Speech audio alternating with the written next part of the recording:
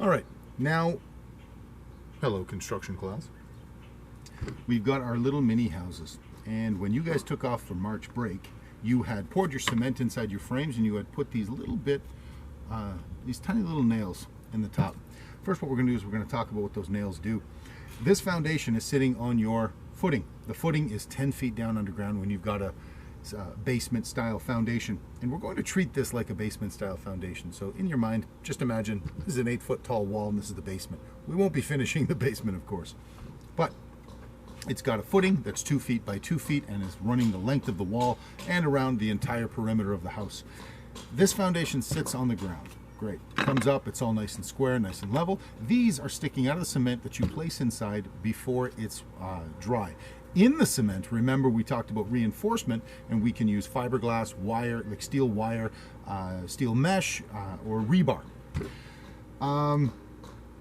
That being said, these sitting in on the top, this is not rebar. Rebar is used to reinforce the concrete. This is ready rod, or this is threaded rod, and it's put inside the top of this cement foundation wall when it's wet. In the bottom of it, sometimes it's got a bit of a hook to it so that it goes down, sits in place, and when it dries, you've got these threaded rods that stick up the top, out of the top of your foundation wall. So then you put on top of this your floor system that you start building your wood structured house on top of.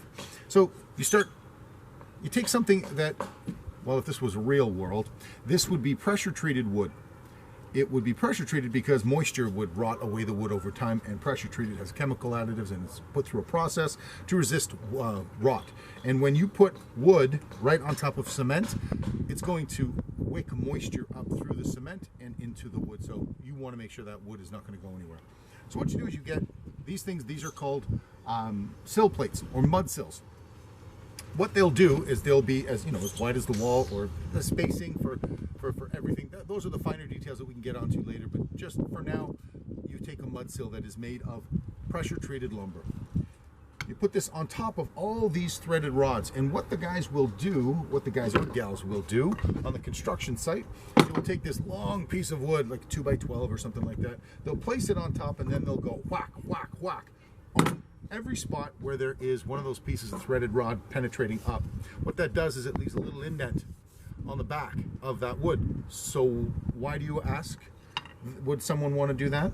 So that you would come along and with a drill at all those little indent marks, if you can see those little dots of pen, the indent marks are where you would drill a hole. And then you would place this beam with the holes drilled into it over top of the threaded rod.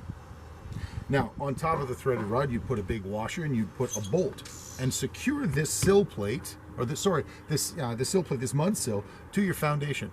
So really what you can think of is your entire house is bolted to your cement foundation wall. It's kind of cool, but it's also not going to go anywhere.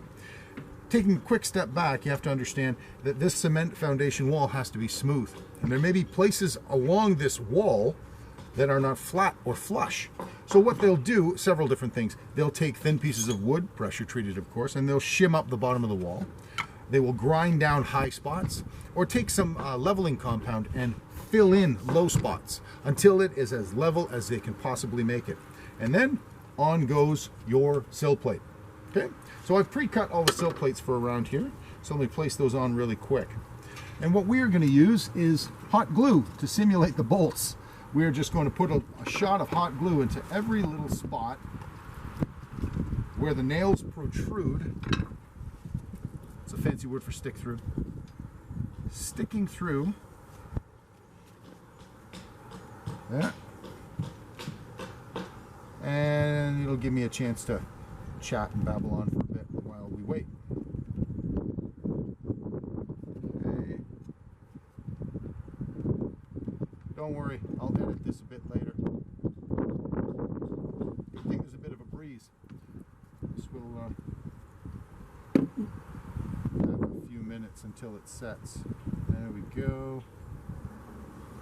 Anyway, when I've finished all this, I'll come back and then we'll do the rim joist. We'll talk about that.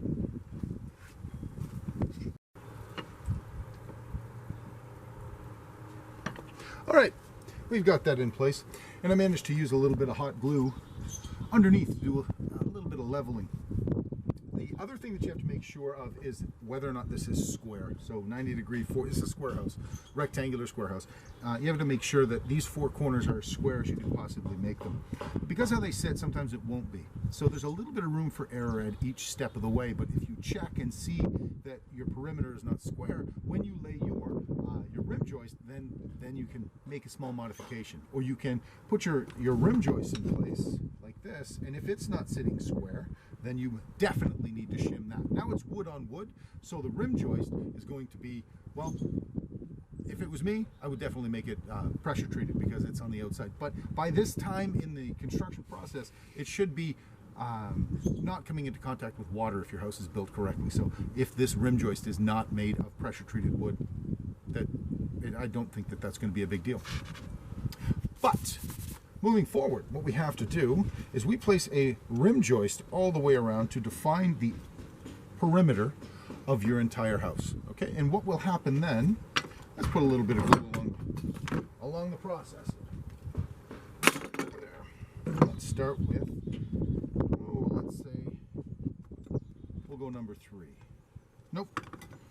Let's do number 4, because it's all the way along the outside. So we'll just, now remember, in real life, you wouldn't put a house together with hot glue, so please don't try. Come on, that's funny. Okay.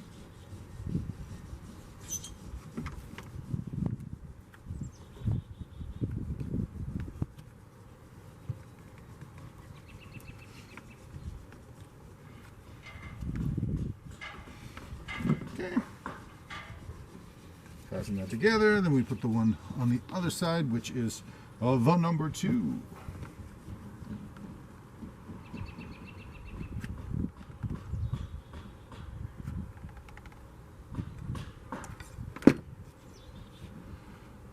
There. And there. Good.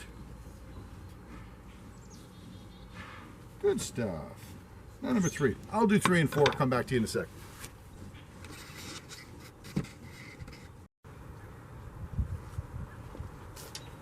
Alrighty, now we're down to the spacing of the joists. The rim joist is in place, and this is what's going to be attached to the rim joist. These are your floor joists. This is what your floor, well, that you stand on, is sitting on top of. A couple of things we need to talk about. First, let's talk about the joist spacing. When you have your joists and what they're made of and what they can handle will come in just a minute. But what they, where they are, if you take a look at here, I've actually spaced and marked all along, because all the floor joists are going to go like this all the way along. Now, the spacing of your floor joist is very important. If you space them too far apart, your floor gets bouncy, and the plywood that you lay on top of these floor joists won't have enough support to carry your weight without you using the floor as a trampoline. So you have to ask yourself, when someone's building a house, how do they know how far apart to put the joists? It depends on a lot of things. It depends on what you want out of your floor, but I guess more importantly, how far apart are your walls? If your walls are 8 feet apart, and then you've got another structurally supported wall, or a structural wall, then you can put a floor joist that, say, is maybe 2 by 8, okay? And you put them every so often. We'll talk about that spacing in a second. You can use a 2 by 8, but if you're going to be going 16, 20 feet wide, and then there's no support wall underneath, well then those 2 by 8s would just be a trampoline. You'd need a much stronger piece of material to span, like free span, that whole distance. And well, there's a host of different things that you can do to kind of change the formula for what do I need to span that distance. You could, you know, if you choose to use a 2 by 8 because you want, say, the ceiling height in the basement. If you've got a big wide beam that's like 18 inches wide because you're spanning so far, you're going to have a huge bulkhead in your basement, which is this big block of, you know, a covered up beam by drywall in your basement. You can also, in the middle of your room, say it's 20 feet wide, at about 10 feet across, you could just put a post in your basement. Some of you can go down to your basement, maybe in your unfinished laundry rooms or something, and you can see a post. It's a jack post that supports the middle of a beam. then you can reduce the size of your beam because it's not spanning that far. It's only spanning from the wall to the post and then from the post to the other wall. You can choose different materials. There are manufactured beams, I-beams, that are made of, composite materials and 2x2s. They're wooden I-beams. They're actually really cool. But there's also the material that we have in class, that LVL. Here, let's take a look. I've got that stack of LVL. If you'll remember what that stuff looks like, I had a whole bunch of it. And they can make this into whatever dimension they want, however long, however wide, and however thick. It's actually not that expensive. It's about, for a 10-inch or an 11-inch wide piece, 2 inches thick, it's $6 a linear foot. Pretty cool. Anyway, so there's the spacing. Now, when it comes to how far apart you space them, you take a look at the code book, which we've talked about before, building code book, that says if you're spacing this far and you live in this area, then your beams must be able to withstand this much dead load and live load. Dead load is, well, the weight of the materials that make up your house, the floor, the plywood, the walls, the drywall. Live load is you, me, and the furniture walking around. It's how much weight the house is going to experience that moves all over the place. So joist placement, generally there's 3 standard measurements for how far apart you put your floor joists.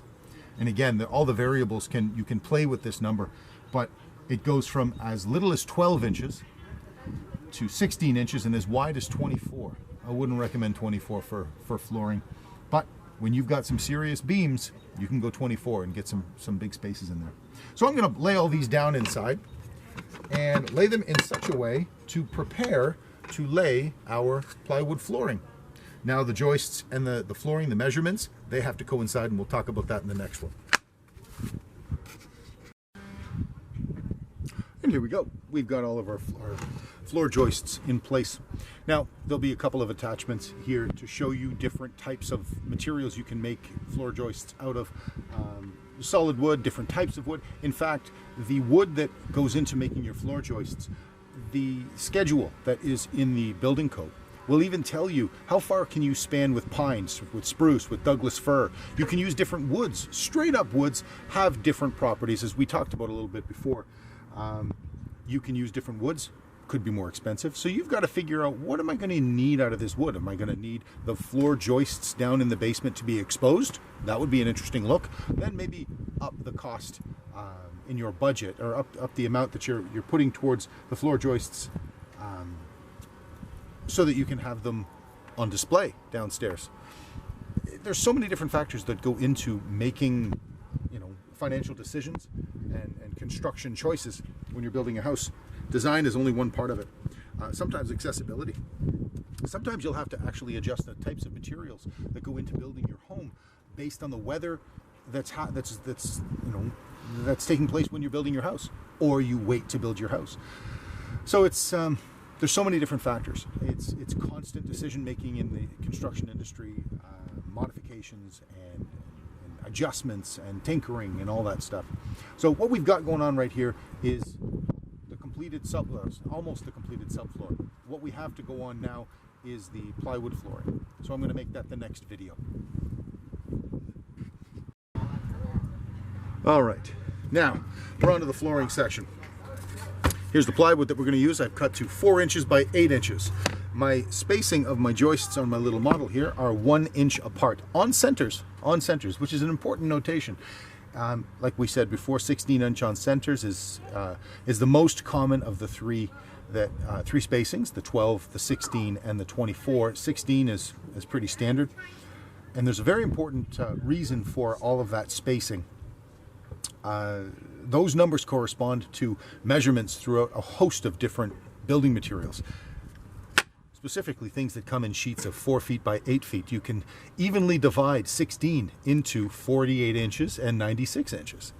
So what you'll end up with is, if it's 8 inches, it starts at a joist and it ends right in the center of where you want this to end. You could go to the center of one joist and it ends up at the center of another joist. So you want that. When you put your plywood down, if you have a piece of plywood that ends in between two joists, boing, boing, boing, that's going to split. And that other piece of plywood that would be there would give. and then you would have a weak spot in your floor. And if this was ceramic tile, crack. So it needs to be supported completely and consistently. Other than proper support and the importance of why you have things spaced out so specifically, according to the building code, you can put bracing up. Now bracing is something as simple as this. Picture a floor joist here and a floor joist there running like this and like this. And this stops the pieces of wood from shifting back and forth. It's just cross bracing. That's, well, cross bracing, get it? Haha, funny. Anyway, when we lay down your plywood, the joists that have been laid down correctly, which means spaced out correctly, will allow the plywood to be starting at one edge and then the seam, and you'll notice that every third one we have a double extra support, and that is also in the building code, so that two pieces of plywood will meet, and the very long length of the piece of plywood will be supported on its edge by a full beam. You wouldn't want the edge of your plywood, unless you could absolutely help it, you couldn't help it, you wouldn't want the edge of your plywood resting on 3/4 of an inch, because these in real life are only 1.5 inches wide. So you want it supported fully by 1.5 inches of solid timber or construction material like LVL or engineered beams or I-beams, wooden I-beams. The last thing I'm going to say about the placement of the plywood is wherever it starts and finishes is where the next piece picks up. So I've laid those two down and those are fine. But if I end up laying this one down like so, right? Because it matches up with that, what's wrong with that? Then you have a consistent seam that runs right down the center of the floor. And you don't want that either. Okay, so what you have to do is you have to stagger them. And usually what they do is they cut a sheet of plywood in half and they go 4 feet. So they'll go 4 feet on that side, so that your seams running this way are offset. So if this is the weakest part of your floor, spanning these two sheets of plywood, so what you don't want to have is a continuous weak spot. So you offset your weak spots by staggering your joints. The same thing will go with drywall,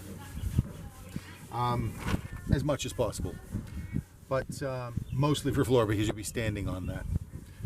Anyway, you'll need lots of sheets of plywood, and how they go down is the last thing we're going to talk about in this video. If you want to eliminate the squeaks in your floor before they even start, you're going to want to make sure that not only do you put the correct screws of the correct length, diameter, and strength through your plywood into your floor joists, what you will also do is you will take contact adhesive, construction adhesive. They call it PL, it's a brand name of it.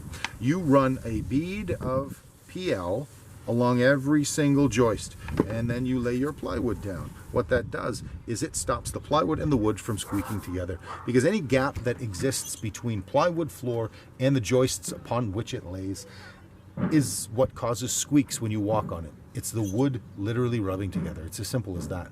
And if it's glued together with PL construction adhesive, it's not going anywhere. Now, one last thing about the fasteners, the mechanical fasteners, the nails, the screws, mostly nails because they'll go in very, very fast. There's a specific nail or screw for every application. And if we had time, we would be able to examine the nailing schedules, which is a chart. A nailing schedule refers to a chart that lists all the different nails and screws and their application and their strengths and what they're for. And it's everything you ever wanted to know about fasteners.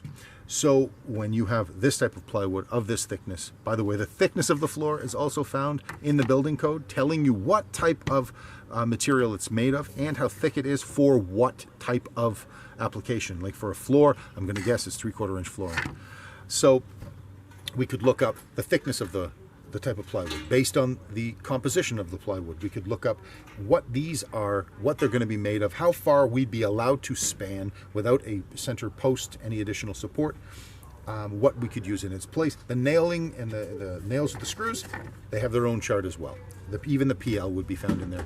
Anyway, when we put this whole puzzle together, I'll show you a finished video. And then next week, we'll get to building our walls around the outside.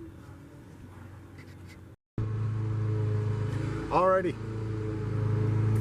and here we have it. The floor's been laid. I didn't offset by 48 inches. I just offset just a little bit. I'm supposing it's not overly crucial, especially since no one's living in this one. But what you would do is if you had full sheets of plywood, you'd go 48 inches because you could use both pieces. It'd be much easier. Now, some of the plywood that you can get for the seams as well, which would be additional cost. Not everybody does it, but you can. The seams, the edges, the vertical edges, the long edges are tongue and grooved, so they really lock together and hold down. They're really fantastic, and I'm fairly certain so are the end pieces. So your whole floor system lays down. But if you've ever had a chance to lay laminate flooring, you realize that that seam is a tongue on one side, groove on the other too. You got to lay it down just right. Anyway,